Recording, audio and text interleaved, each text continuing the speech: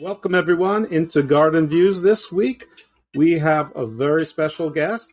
It's Professor... I just did the one thing I said I wasn't going to do, try to keep it from playing twice. So, we have Professor Patricia DeGennaro. I think I got it right this time. And let me just read her bio because it's really impressive and I don't want to miss anything. So, she holds an MBA in International Trade and Finance from the George Washington University, and she has an MPA in International Security and Conflict Resolution from Harvard University. She's also the first person I spoke to who went to Harvard University who didn't tell me they went to Harvard University in any of our conversations and not in the second sentence. She speaks fluent Albanian and has a basic knowledge of Italian, Arabic, and Dari. Let's talk a little bit about what she's done professionally. She's a senior fellow and project lead for the Balkans Next research initiative at the Joint Special Operations University.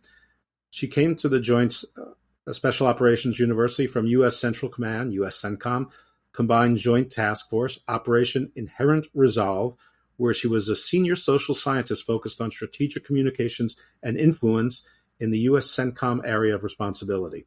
Previously, she supported the U.S. Army's Training and Doctrine Command of Operational Environment Training Sports Center. Professor DeGennaro was an adjunct professor at New York University's Department of International Affairs for almost 15 years, teaching courses on international security policy, civilian and military affairs, and terrorism. She has been a senior fellow at the World Policy Institute and a visiting scholar at George Mason University's School for Conflict Analysis and Resolution. She capitalizes on over 20 years of experience as an academic, military advisor, and practitioner in international security. Much of her work focuses on the information environment, countering terrorism and violent extremism, and transitioning nations from war. She spent considerable times in the Balkans, the Middle East, and Afghanistan on information operations, security, civilian and military affairs, provincial governance, capacity building, and joint interagency, intergovernmental, and multinational coordination. During her tenure, she's consulted with USAID, the Department of State, and senior military officers, as well as the Asia Foundation, Director of National Intelligence Office, Department of Homeland Security, the Conference Board, World Bank, the Senate Labor and Human Resources Committee, chaired by Senator Edward M. Kennedy, rest in peace, and several organizations that support the Middle East peace process. She spent 4 years in Albania as a small and medium enterprise volunteer with the Peace Corps. So if you were saying to yourself, oh, part of the war machine, nope, we got a bleeding heart in there somewhere. So 4 years in the Peace Corps, and later as an economic development consultant with the U.S. Agency for International Development. She's published several articles on U.S. foreign policy and national security topics. The focus is to encourage a grand strategy for integrated international policy that looks beyond war and the use of force. She is an expert commentator for CNN, MSNBC, Al Jazeera, Fox News, BBC, and various nationally and internationally syndicated media outlets. So, yes, indeed, that was a mouthful, but I didn't want to miss a thing in that. Thank you so much, Professor DeGennaro, for joining us. Welcome into Garden Views. How are you doing this evening?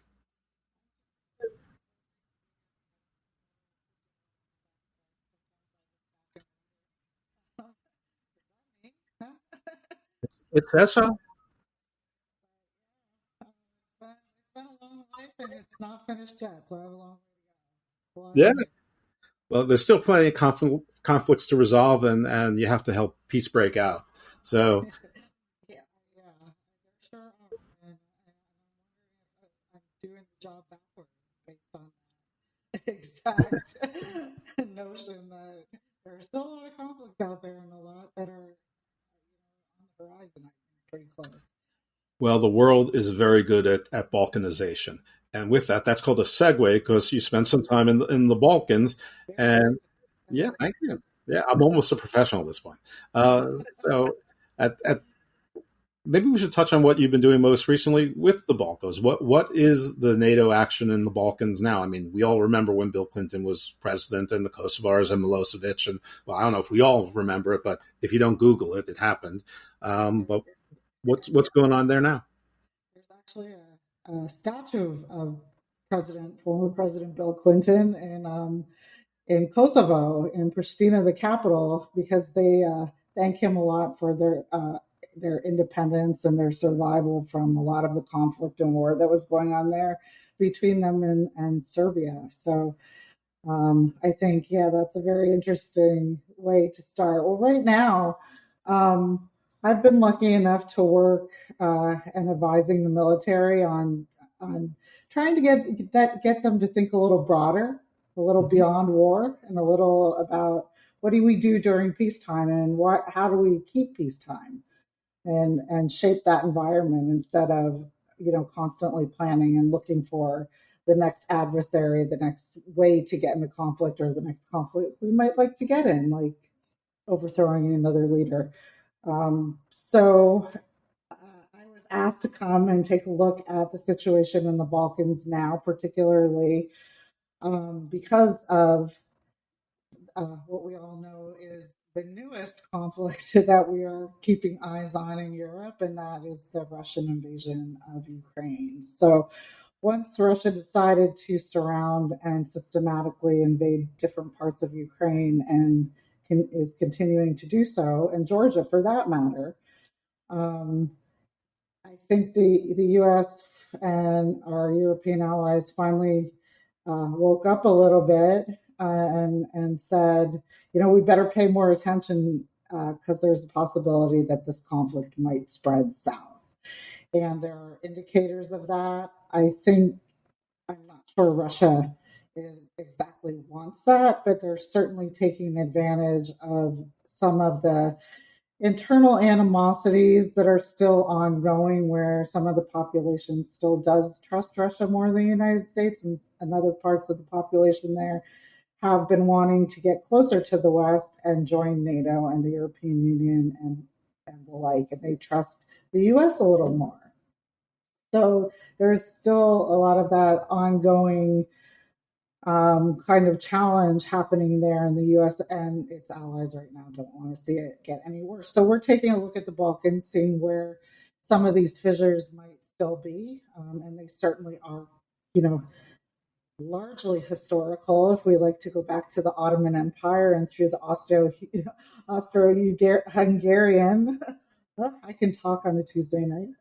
That empire as well, where Hungary and Austria still have tremendous influence on some of the parties and different parts of the populations there. So this is historical. It's never been resolved, even though we had hoped it would be resolved in the early mid-90s with the Dayton Accords and the ceasefire in those particular parts of the new countries that came out of Yugoslavia and the former Soviet Union.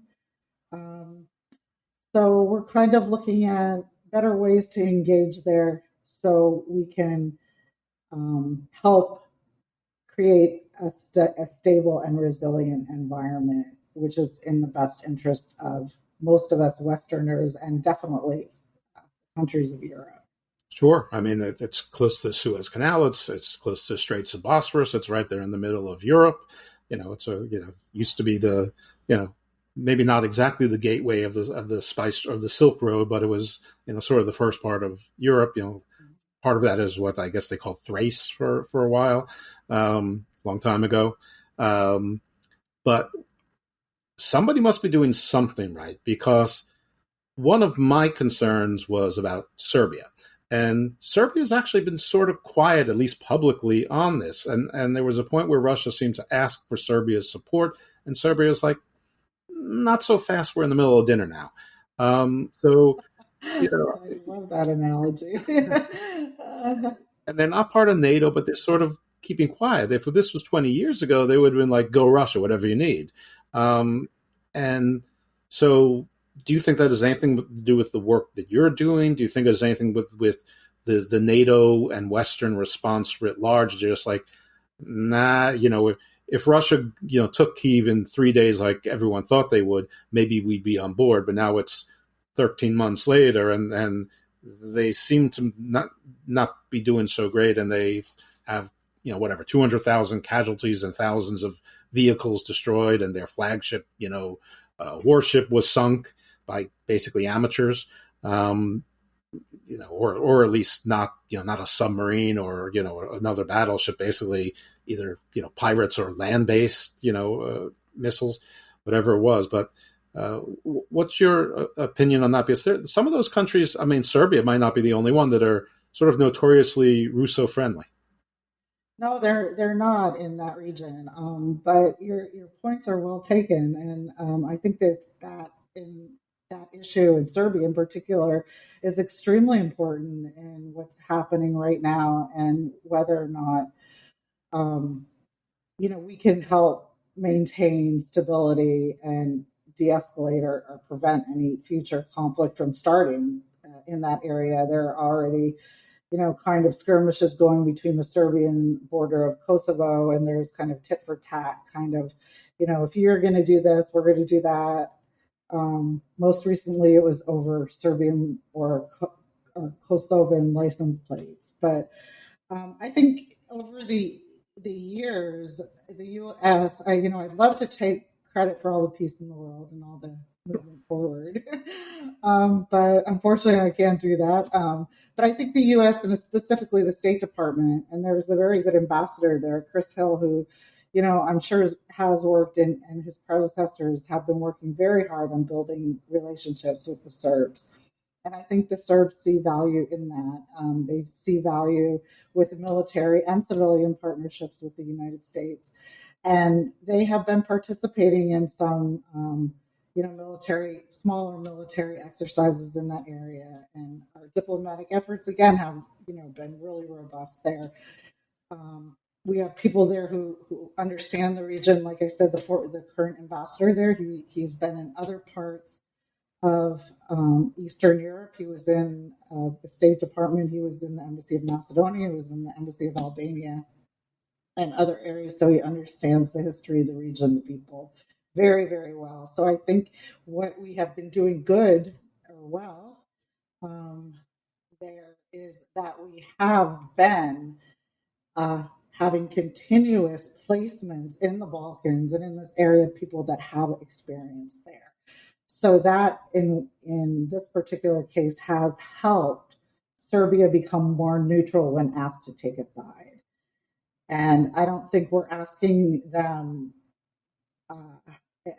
publicly to take a side. I'm sure there are discussions in the back that I'm not particularly aware of, but I know go on all the time. So that's helping them stay neutral in this. And, to their credit, because Russia is very influential there, they're extremely influential in all of these countries, specifically because they have networks. They know the people. They've occupied the countries for, years. They also have various different they have various different programs and organizations in different areas or in different countries that are specific cooperating with Russia. Much like, a Chinese Tibetan center or Chinese language center, there are same kind of cultural centers that are used for Russia, which we used to have a lot of, but took out in the 90s because we thought there was going to be a peace dividend. So that didn't necessarily happen, but I think Russia is one of those countries, or Serbia is one of those countries, excuse me, and also Bosnia-Herzegovina is kind of caught in the middle. And although Montenegro has become part of NATO, they also have a lot of pressure put on them from Russia as well. So that makes that alliance very difficult, sometimes from a national security standpoint. Sure.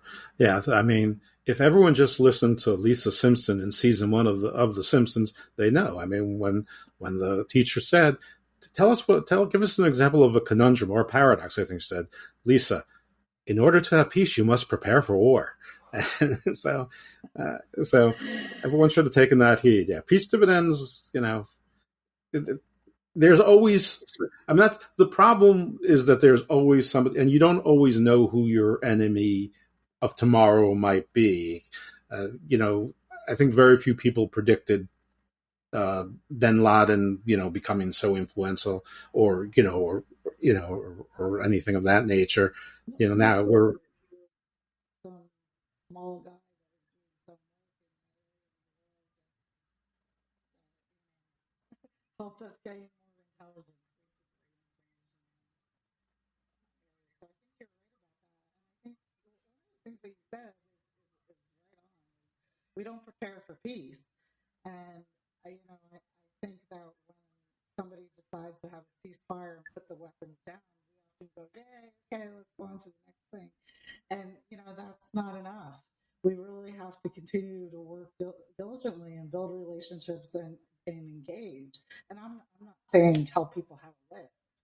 What I'm saying is to learn how to build relationships and partnerships like you would with friends, like you would with your children, like you do in your everyday work life. And the world is small.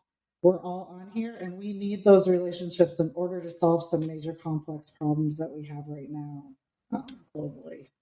That's for sure. One sticking point seems to be Belarus, which is some say it's a Russian vassal state. Basically, they have by all accounts a dictator in charge, but the people there don't seem to be particularly enthusiastic, and it for whatever reasons, it looks like either Russia's listened or the Belarusian government has developed some sort of a spine anyway and said, no, you're not using troops to come in. I know they've launched rockets from there and they probably resupply and things like that, but they haven't really fully entered the war, I guess, and to steal a line that's overused anyway. They haven't crossed a red line for the rest of the world. No, it's a big concern from my point of view. I like to follow the events that happen there, and I recently saw some reporting where there was talk about moving some tactical nuclear weapons in that area, and an important thing that we have to realize here is that just because populations oppose what their government is doing, they can't always prevent that from happening, especially when they have a dictatorship at that level. They don't take you into court. They take you in, and there are no questions usually, and you don't come out. And that's the unfortunate situation that a lot of people live in a dictatorship or autocratic government. And I think the American people should think about that pretty deeply when they think about some of the things that are happening in their own country. But back to your question, yes, Belarus is definitely a concern.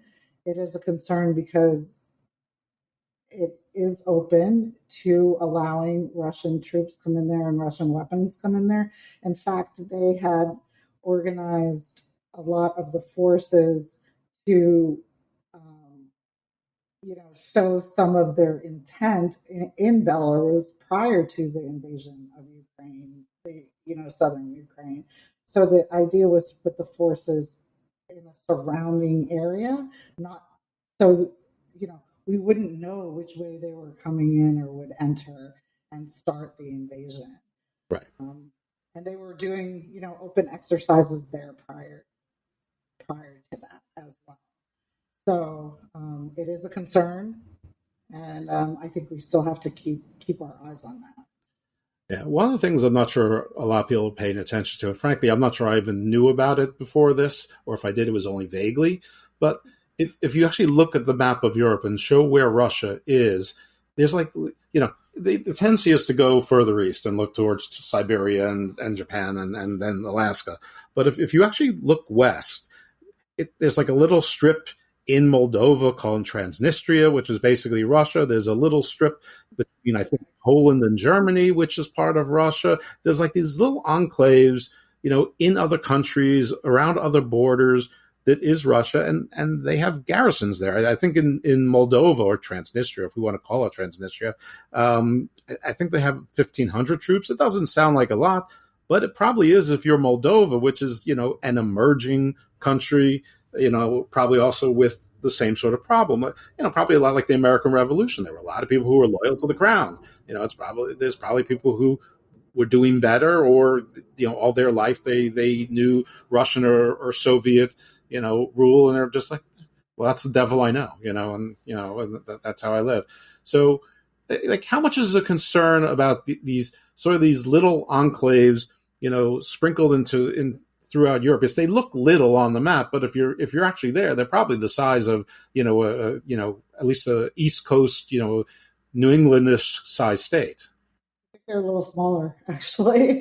But I think the points you're making are absolutely spot on. These small countries, especially Moldova, Romania, and this area, they're very, very concerned that Russia is going to march farther west. They don't doubt it in their mind at all that this can happen. I think the fear they have is, do they have the backing from the West and from NATO as members of NATO, which Romania is, and Moldova is a very, I would say it's a more of a concern for the regional nations that are there than it probably is for us. Although it has been highlighted more recently because there were papers that were released from a Russian source that showed plans to then also invade Moldova. Right. So this is a very big concern to them. They have been very active in their outreach to us in both diplomatic and military manner, and we're trying to keep our eye on it and also help the best way we can. Yeah, Transnistria was a really interesting thing for me to learn a long time ago. I was like, I think I wrote about that particular strip of land almost 10 years ago now, and I was like, Transnistria, who knew? Yeah. I just learned about this tiny little place that was, a real hub for weapons trade, right?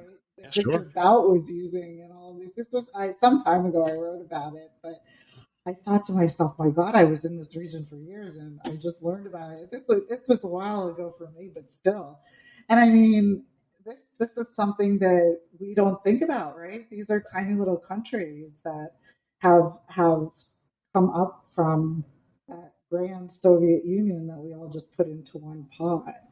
And these are real issues between these nations with their culture, with their sovereignty, with their ability to protect themselves, and with their fear, because they have seen what happened in the past when they have been occupied or taken over. And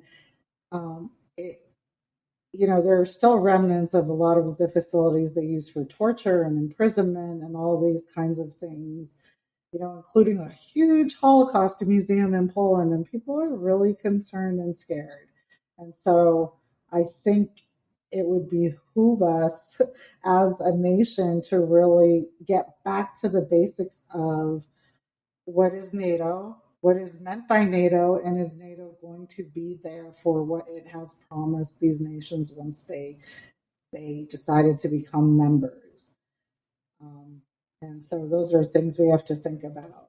I hope the answer to all of those is yes. I mean, so far they've done pretty well. There's always going to be, is it not enough? Is it too much? Should we have allowed the MiGs, a year ago from Poland? My answer would have been yes. I mean, some people said, no, you'll call it as World War III. And I'm like, no, you won't. But I don't have to make the decision. Me saying it is far different than, the President of the United States saying it, or the Prime Minister of England, or, various titles, pick country here. Germany, agreeing was sort of a big step as well. And, I think most of us probably at some granular level have mixed feelings about Germany being willing to project power in any shape or way outside of its own borders due to the past century plus 3 years, or whatever. Well, the Germans also they maintain that view as well. They're very apprehensive about projecting power. They were very apprehensive about giving the tanks to Ukraine. And this is again a long history, and often as Americans, and it's part of our own culture, and we have to understand this, but we often don't think that much about history. We like to write it off a lot. This goes into some of our issues that we're having about, our own historical past as far as race and those types of issues go. But we don't like to dig into that. We like to always say, okay, get over it. Let's move on. And when you do that, again, it's not easy to manage a peace once you're in a post-conflict society, especially for a culture that you don't understand or you don't take the time to understand both historically and currently. I know all of one journalist in Eastern Europe. His name is Kristaps Anderson. He does the Eastern Border podcast, and he says it all the time that that he's from Latvia, but Latvia, Estonia, they are all absolutely sure that if Ukraine fell, that they'd be next. That there'd be troops there, and Poland, apparently agrees. It's obviously a stronger country, at least militarily. Yep. It's interesting. They were making some interesting, questionable moves. I mean, Poland and Hungary were sources of political strife. There's some right wing, not in the U.S. right wing, left wing debate, but maybe not so far off. But the sort of almost fascist echoes. But Poland was like, we are soundly, we're going to be next, so we know whose side we're on. Hungary's been sort of, silent, playing both sides, maybe. Bulgaria Hungary's had the same problem with Russian pressure, and I mean they all have issues with pressure. They're close, they're neighbors, right? We are a fortunate country that we have two borderless sides, and we have very good relationships with both of our neighbors. So in the case of most European countries, and you can look at other countries in Asia and the Middle East, it's much more difficult when you're a small country, as you mentioned before, and you don't have the diplomatic or the military deterrence or ability to deter, or the economic ability to deter, which is very important. And the U.S. has pretty much a stronghold on that particular deterrent for its own use in foreign policy tools. I mean, we do have two great neighbors, and I am not trying to say that what is going on the southern border is not a problem. Illegal immigration, the very loosened asylum claim rules that makes legal immigration out of something that used to be illegal, drug trade, whatever. All those things are very real concerns, are very big problems, but that is not an invasion. Words matter, and it's not an invasion. It's a problem. It's a crisis. But it's not an invasion. And people should tone that down a little bit, especially in an era where we have full employment. When I went to college and took Econ 101, which was 1986, they told us then that 6% was full employment, was full employment of the economy. Okay. That was changed as the economy grew to 4%. Well, right now we're at 3.5%. So we are better than full employment. So everything people talk about the invasion on, taking our jobs is clearly not correct. Now, some of the other things are problems, but it's, an invasion is another country launching its military at you, or planes, whatever. Right. Anyway, I would say as a U.S. from a U.S. foreign policy and national security concern, I think it always is of importance to me how other nations perceive us and perceive our actions towards immigration or whatever other international issues that we have to deal with. And that's part of what's happened today is part of our own fault and our own need to decide what kind of nation we want to be. And the fault, I'll say, is not a bad one, right? Because we were a country that welcomed immigration. Yeah. We welcomed people. This is the life. Come here, come to democracy. This was a foundation that most of us lived on for years. I mean, my relatives came from Italy. I don't know where yours did. I'm sure if people go back, it was England or Germany or Poland or some other places. Or Ukraine. And so and this is part of our I'll put the fault in quotes because we were a nation of welcoming people here. So now everybody says, yeah, yeah, yeah, we're going for the American dream. And we're like, whoa, we all of a sudden, decided that we don't want to be the welcoming nation anymore. And you just can't do that overnight when people still perceive us out there as, I can't wait to go to America. And this is an international perception, and this has to do with our how we want to be perceived to be and who we want to be as a nation in relation to the rest of the world, and how we want to have relationships with other people in other countries. So you speak to immigrants who have spent so much time trying to come here, so much blood, sweat, and tears, either legally or illegally, and there's one common phrase that comes out of every one of them: I am so glad I worked so hard to get here. Well, that is good to hear that they are glad. My own personal experience is somewhat different in some cases, but largely yours as well. The one that was closer was not, but nobody cares about that, at least not today. But there are always exceptions to things, right? And we can't completely generalize because people are emotional and they come with different histories and lives. And so I'll agree with you there, but we'll move on. We can't solve that problem right now.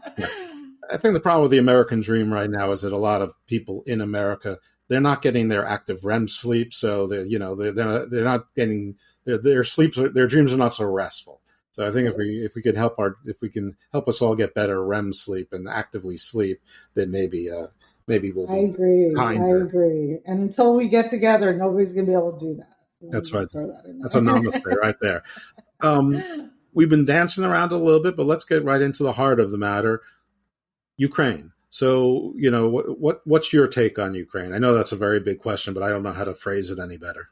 Well, it is a big question, and it's a big answer. Nothing is black and white, and nothing is clear as day. I think this particular issue has been smoldering since the demise of the Soviet Union and the resurgence of all of these smaller countries who've decided to become sovereign and who've wanted their sovereignty because of a lot of the hardships that they had to endure under an occupation. And again, I'll put that in quotes because we have sometimes different discussions on whether or not and what an occupation means. But a lot of those people felt they were being occupied. They were told to, speak a certain language, behave a certain way, do a certain thing that was totally outside who they were and how they grew up.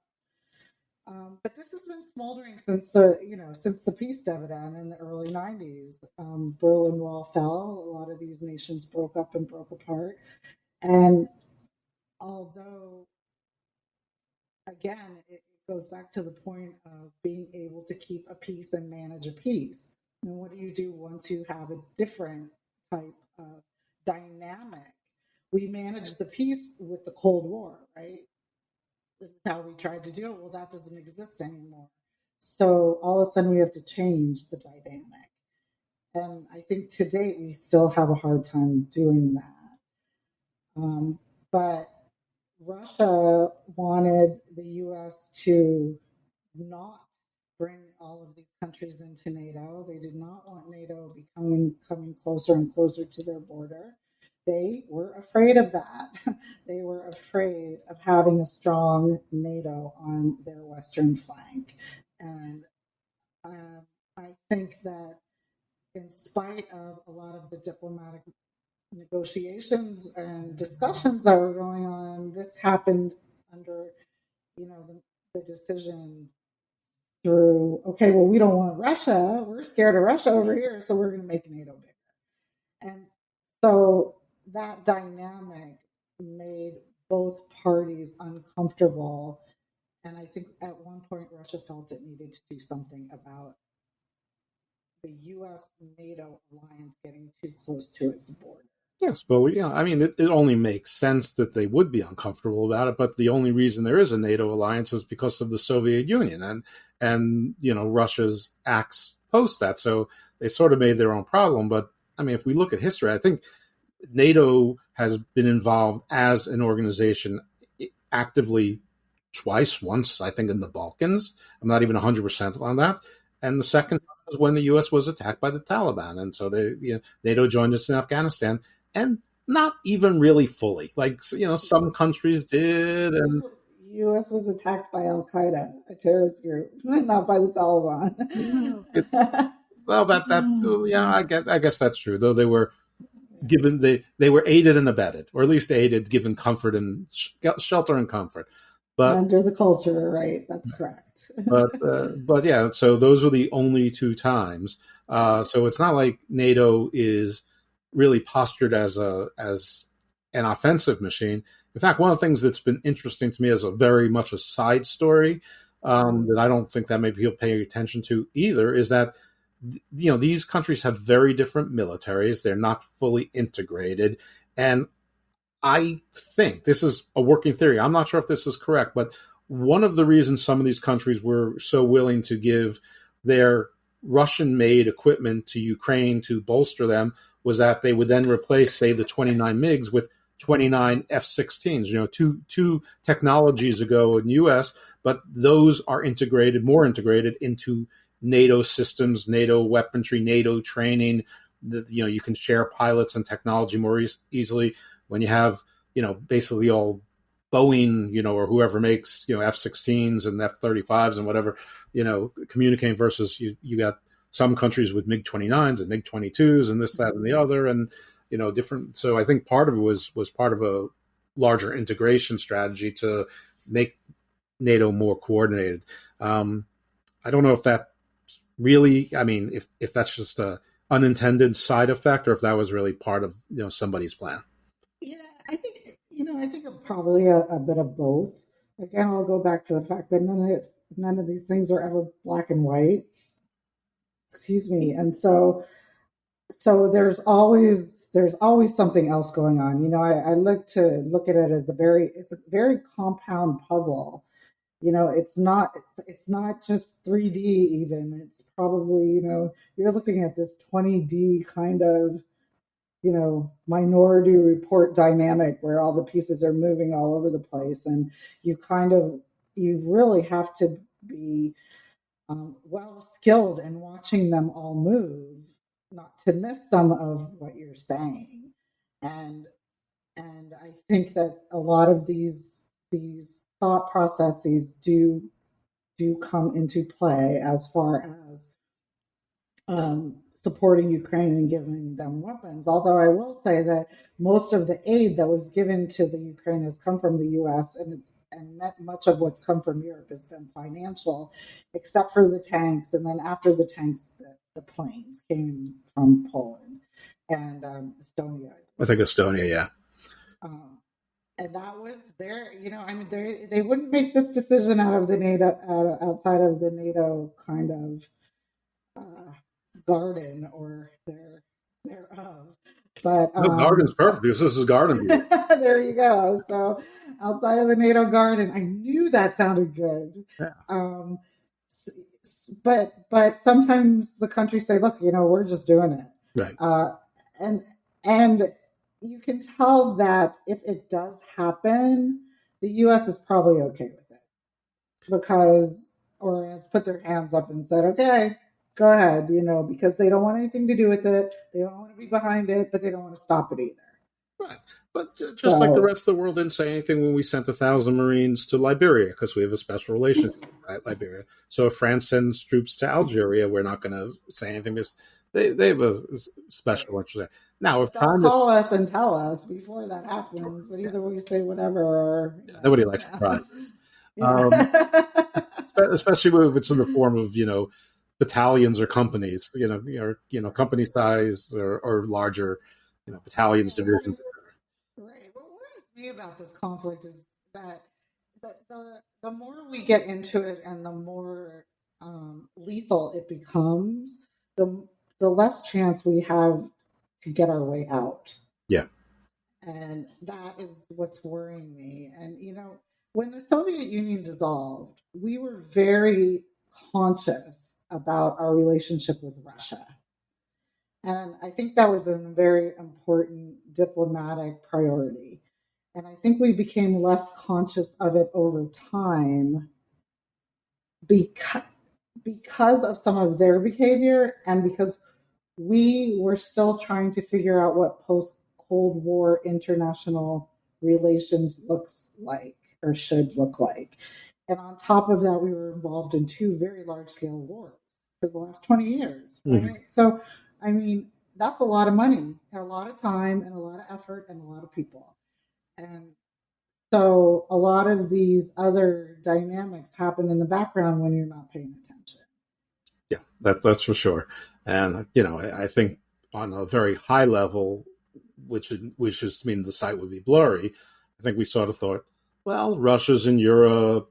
They're a historically Christian country. We're friendly with Europe. We're a historically Christian country. Those things, should connect us. And that is like against the entire history of Russia and pretty much all of its forebears. Though it also is against the history of a lot of other countries in Europe and its forebears that are now very good. Germany. Mm-hmm. I mean, half the countries in Europe are named after Germanic tribes, but nobody thinks about France was named for the Franks, so that England is named for the Angles. It's long been forgotten in the mists of time.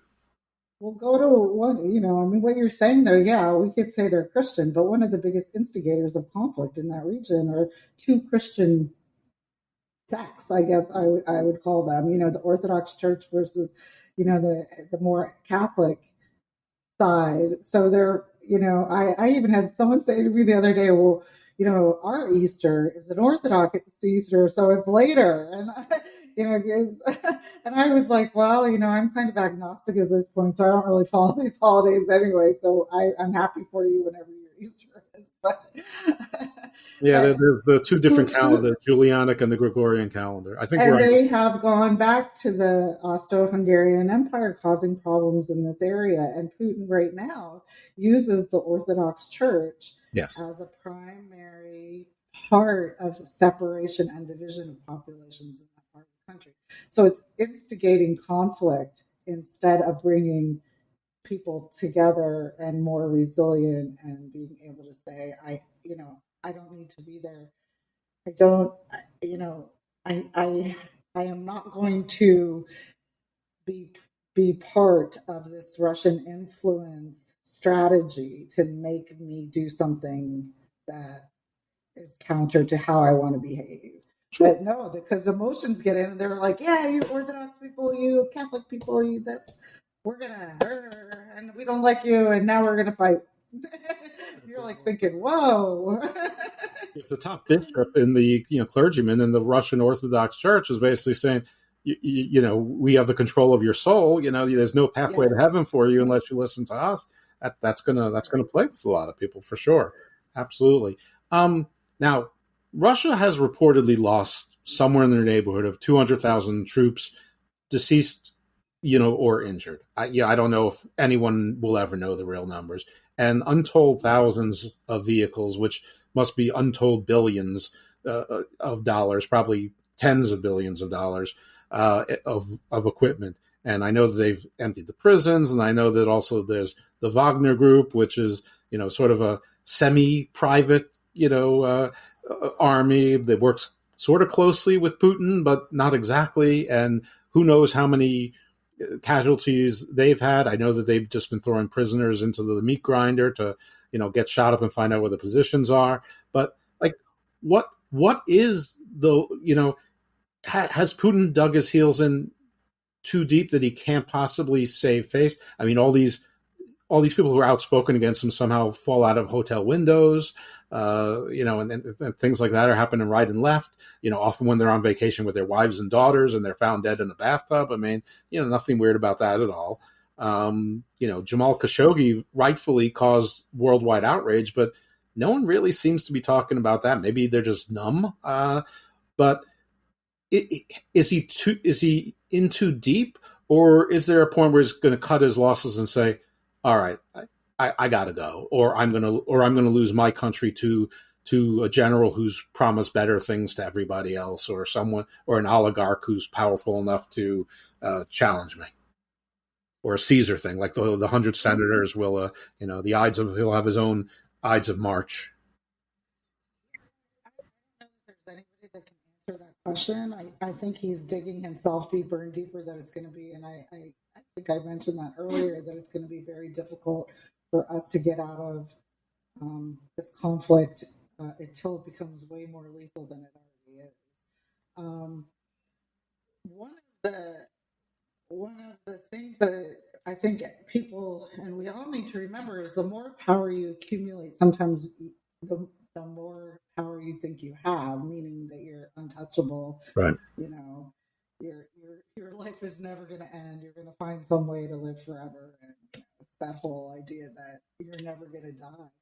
But in addition to that, it's very hard to start some kind of mission like this and then wake up the next morning and say, oh, you know what, I made a mistake, I shouldn't have gone there. Like Iraq, we're still very, continue, and look at what happened in Afghanistan. It's very difficult to find a military officer saying, I spent all this time, effort, and blood, sweat, and tears, and I can't tell you that I shouldn't have been there. Right. And I feel for that deeply. It's you are giving, and you are believing you're doing something in the right, and it's very hard for a very powerful person like Putin to say he's done something wrong or he made a calculated mistake. And it's, those in power want to stay in power. So it's very, even more difficult if he were to say that to him, to even perceive of the fact that he's going to lose any type of power, because their main goal is always to maintain that position and power, especially in autocracy. This is why we like democracies, or we hope, people move to democracies, because people then are not given that ultimate power over others. And so what is, and this is the bazillion dollar question, not even the $1 million question anymore, is how are we going to get out of this with him? And I'm sure there's people scurrying in diplomatic circles everywhere trying to figure this stuff out and what they can do. But it's not an easy way out. And I think one of the real factors, and I'll pause after this, is going to be China and President Xi. And I think he is going to be the way out, and find a way to economically allow people to figure out what they need to do, because they do not want to see an all-out war. And I would, if I were President Biden in a day, I would almost give him that win, because it is way too dangerous to have nuclear powers at this brink, at this moment. And we've learned this from history. We know this from history. We get it from history. Kennedy, Bay of Pigs from history. And so it's time to find a way out. And Xi might just be, and I think Zelensky knew this, right? He's invited the President Xi to come to the Ukraine and visit. I had heard, and I'm not sure how reliable this was, maybe but when they were talking about putting tactical nuclear weapons in Belarus, that it was Xi who reached out to Putin and said, don't do that. I don't know that for certain, but it certainly wouldn't surprise me. And I think it would be, that is something that we need to refigure out, why we have had such a great relationship with China historically in the past, many decades, and why we need to refigure that relationship. Yeah. Well, that's also very dangerous on our Pacific front. So. Yeah, that would be a whole nother show. And I know that, as you said, nothing is not complex. Everything is complicated. But China seems to be mostly interested in Asia and having rich countries buy lots of their stuff for cheap. That's sort of like their business plan, which has expanded a little bit.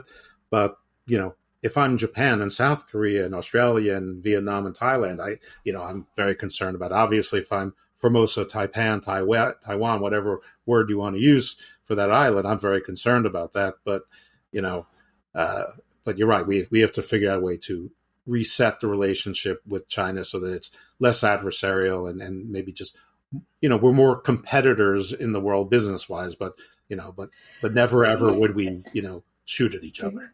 Yeah, exactly. And it's always been a very robust economic relationship, right? And we saw that clearly during the pandemic. I mean, and to date, getting some of the supply systems back up and some of the trust in a lot of the goods that are being made for us in China and coming here. And maybe we don't want to be so dependent in that. And I think that's a very legitimate discussion to be had. Sure. But we need to have these discussions, and we need leaders who are able to have these discussions. I sometimes, what keeps me up at night is my leadership and the behavior in Congress and in some of these parties and the divisions and the, I don't like what you say, so I'm not going to talk to you anymore. This just does not solve anything.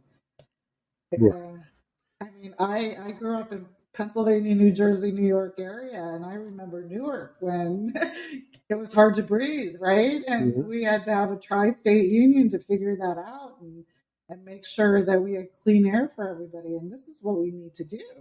It's not, I don't like you, so we'll cancel you out for something. But these are tough things to talk about. Right. Well, Reagan wouldn't have gotten anything done, whether you like what he did or not, without Tip O'Neill, who was a Democrat. I mean, that was the way it was. You could disagree, but you could come to deals and arrangements. And politics is the art of compromise. It's to make policy. It's not to fight and fight only for your bottom 17%. You have to worry more about the 65% in the middle. And if things are going pretty well, that 17% gets increasingly smaller because people tend not to complain as much when they're doing well. Anyway, I've gotten us completely off track. We didn't even touch on what I originally recruited you for. But one thing that's probably more important than was my little show notion in the beginning was something that you said that you've been studying and trying to inform others on how you get out of war and manage peace. So I know nothing is simple, but if you had like a 4-step or an 8-step plan. I mean, I'm sure somewhere you've written down something like your new Green Deal. Like what is your path to peace and maintaining peace?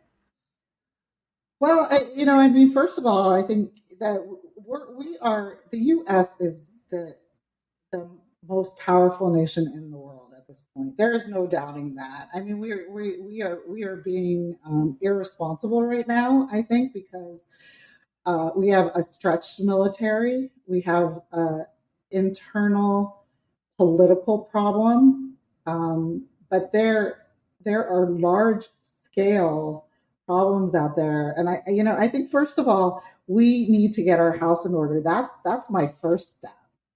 We really need to get on the same page as Americans and understand what our responsibility as the greatest power in the world is. And then how we take care of our people best in order to make us strong throughout and holistically. You can't have one strong party and another weak party. You can't have one strong side and another weak side. Your house is going to fall down. So we need to get our political house in order and decide who we are as a nation. Now, if that decision comes that we're a nation of military might, okay, we got to figure out how that's going to work for us. So in my view, I think we need to pull back and understand what our military is for and get them back to that foundational place that they are to defend the national interests of this nation. And they're not the police. They're not out there to go get, the bad guy. That's what they're there to do. How do we do that, and how do we do that well? In addition to that, we my third step would be, and I'll leave it at three because that's how I've been taught in school to do it. Three, that's fine. Is really recalibrate our diplomatic house and our diplomatic agency. The State Department needs change. They still operate under a Cold War kind of dynamic. They are structured as that old diplomatic, where I go to the party, I have a drink, I talk to my friends, we would have a deal. And, although that's kind of the stereotype, we really need to get a more diverse diplomatic corps, a more engaged diplomatic corps, and a more current diplomatic corps. Our diplomats have not changed the trajectory or their learning probably since inception. The military does it all the time. Okay. Diplomacy needs to change, and we need to find value in diplomacy that is equal to our military, not better or worse. So those are my priorities. How that comes about, I got to get really good people and people who want to think and engage, right? Yeah, no, I think that's great. Folks, I'm not going to make her stay longer to go over what my original notion was. I'll just give you a broad scope of what it was that I had learned, much to my surprise, and it shouldn't be to my surprise, that different nations throughout Europe have different military doctrines, and that basically Poland, their entire military doctrine is to face a Russian invasion, basically the kind of war Ukraine's fighting now, basically facing east. But that a country like Greece or Italy, that their military doctrine may be limited to certain interests, but mostly to keeping the waters and the navigable areas of the Mediterranean basically clear. While France may have a little bit of a more complicated one, and I sort of wanted to go through that, but I think we talked about things that probably... I can come back. Well, I hope you will. Great. Yeah. And I will say really briefly before we go that we are looking at those doctrines right now and seeing how we can align them better so nations are closer in a win-win for their interests. Yeah, I think that's hugely important. So we'll talk about that some other time. No, that's great. I offer accepted. I appreciate that very much. I was going to ask off air, but now I don't have to. Yay. That's one less thing for me to do. That's terrific. Anyway, so is there anything that I asked you that I should have asked you, or is there any point that you didn't make that you wanted to make because I didn't get to it? No, I would just want to say that I really enjoyed the conversation. I like getting off topic a little bit because it shows the importance of how many things you have to take into consideration to think about an issue or a subject, right? It's not just one thing or two things. And in addition to that, no, I enjoyed my time here. I'd love to come back and talk about doctrine a little bit. I spent some time on doctrine, so great. We can do that. And well, as I said, happy to come back. Yeah, I'll be thrilled. And I will make that introduction we talked about. I'll probably do a little email chain and then get myself out of it. But okay, thank you very much. This has been Professor Patricia DeGennaro. I keep want to say Holly Gennaro from Die Hard. I mean, it's that's all I want to do, but I can't because I'm a grown-up allegedly. So anyway, thank you so much for coming on the show. Thank you for your insight and giving us all the information, and hopefully the audience learned something. You absolutely learned something. There's no way that you couldn't. And it's interesting that we talked about this on the show. Probably won't drop for another week or two, but on today, April 4th, a former president of the United States was indicted. And whatever you think of that, that wouldn't happen in Russia today or, some other countries. All right. So, right. They'd kill him. Exactly. It would be a summary execution. So it would be like Robespierre. So, with that, take heart, I suppose, that we are still a system of laws and justice, even if you don't exactly like the way it applies or always turns out there is that. And as many people have said, we have the worst form of government except every other kind of government that's been tried before. So anyway, except for Atlantis, which I'm not sure was real. So anyway, we've hit the hour. I thank you so much. And welcome to the professor as to being now going to henceforth going to be a multiple time guest. I don't know if we'll get past 2 or not, but hopefully. And everyone, check us out. Give us ratings, give us reviews, and hopefully you'll listen. Oh, is there anywhere that people can or should follow you? Do you use social media? Is there a course they can audit? Anything like that you want to promote? I am most active on Twitter, and it's at Tricia's Take, and I do have a website as well. It's patriciadegegnaro.com. You can find everything there. Excellent. Book and anything like that? Okay, great. Perfect. Well, at least I remember that in the last part. See, I'm only semi-professional. All right. Thanks again, folks. You'll hear from us again next week.